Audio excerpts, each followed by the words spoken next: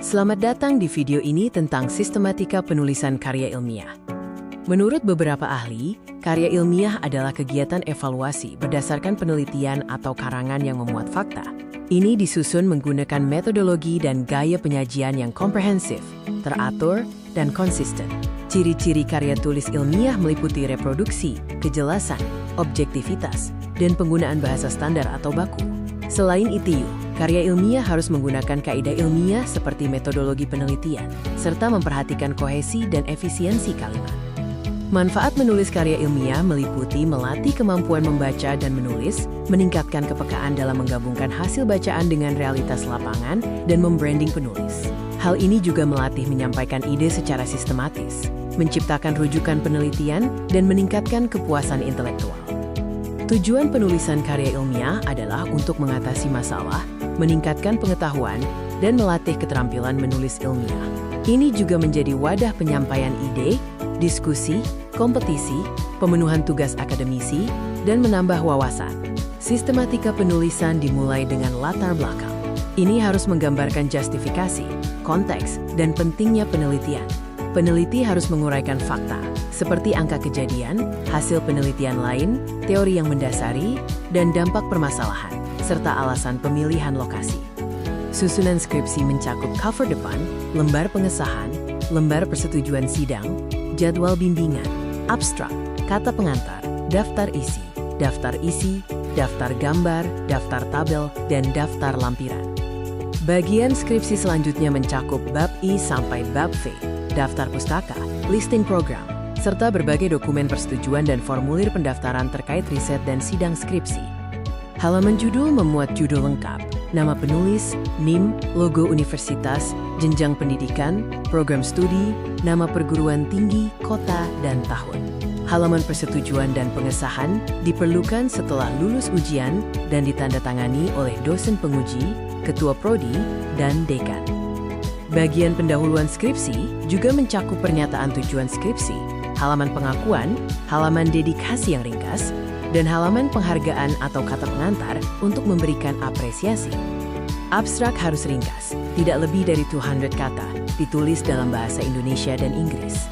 Abstrak mencakup bidang kajian, masalah, cara penyelesaian, proses penyelidikan, dan keputusan yang diperoleh, serta dilengkapi minimal 3 kata kunci.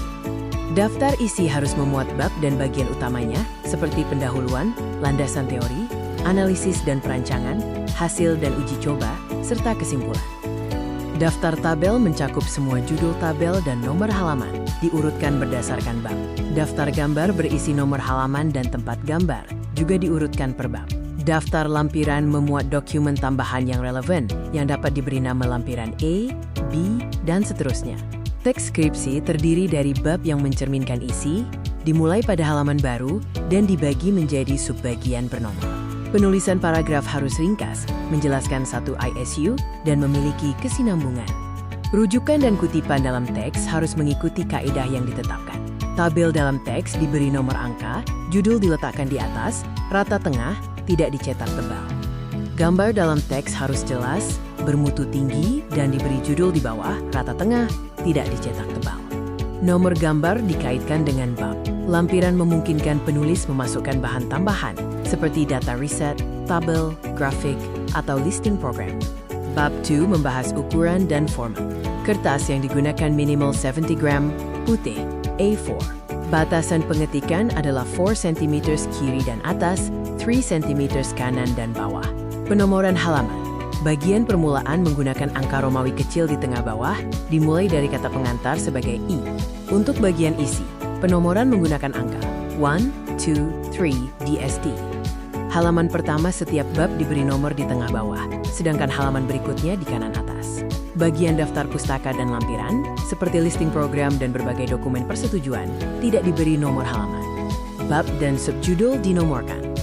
Bab menggunakan angka Romawi kapital, BABI, diletakkan di tengah, font 14, Times New Roman, tebal.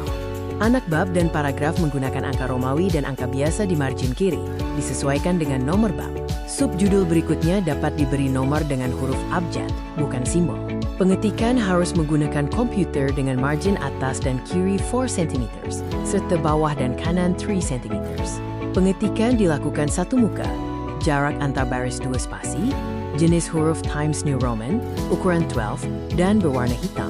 Perbanyakan hasil ketikan dilakukan dengan fotokopi di kertas A4.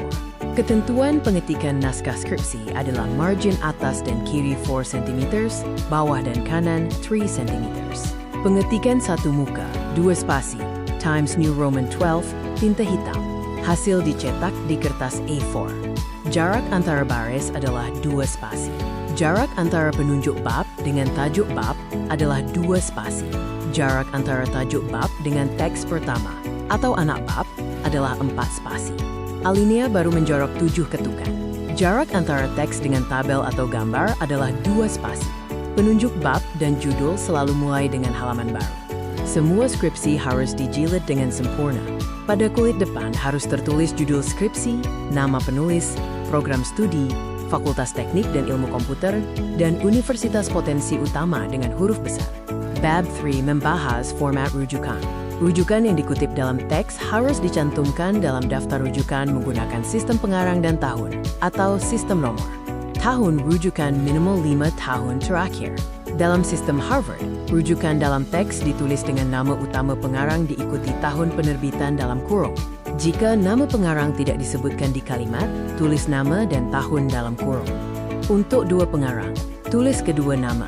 Untuk 3 atau lebih, gunakan et al.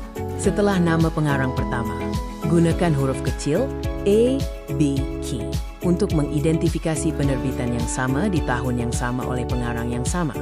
Daftar rujukan disusun berdasarkan abjad. Jika pengarang sama, urutkan kronologis. Untuk nama barat, tuliskan nama keluarga diikuti singkatan nama lain. Nama Indonesia atau Melayu ditulis apa adanya. Untuk nama Arab, gunakan nama keluarga atau nama pengarang. Nama Cina diawali dengan nama keluarga. Nama India menggunakan nama pengarangnya. Rujukan harus mengandung nama penulis dan tahun, judul artikel, judul terbitan miring, bilangan jilid tebal, bilangan edisi, skre cetakan, tempat terbit, dan nama penerbit. Semua diakhiri dengan tanda titik. Format menulis rujukan dalam daftar adalah nama penulis, tahun, judul, journal, penerbit, HLM. Contoh diberikan untuk satu pengarang, 2 atau lebih pengarang, seperti Puget dan Albert, dan juga untuk kumpulan. Contoh format rujukan juga diberikan untuk penyunting atau penyusun, seperti Martin dan Liz dan Thomas, serta untuk penulis atau penyunting dari suatu lembaga, seperti Engineers Joint Council dan American Chemical Society. Panduan penulisan rujukan berdasarkan jenis bahan sumber meliputi buku, artikel dalam buku, dan artikel dalam jurnal, dengan mencantumkan nama penulis, tahun, judul, edisi atau jilid, tempat terbit, penerbit, dan nomor halaman. Jenis bahan rujukan lainnya mencakup tesis, S2, perundangan, paten, dan katalog dagang. Masing-masing memiliki format penulisan rujukan spesifik yang mencantumkan nama penulis atau lembaga, tahun, judul, dan detail publikasi yang relevan. Untuk dokumen lembaga pemerintah tanpa waktu penerbitan, gunakan notasi N.D untuk tahun, diikuti judul dokumen, dan alamat website tempat dokumen diunduh. Informasi dalam video ini membahas sistematika penting dalam penulisan karya ilmiah.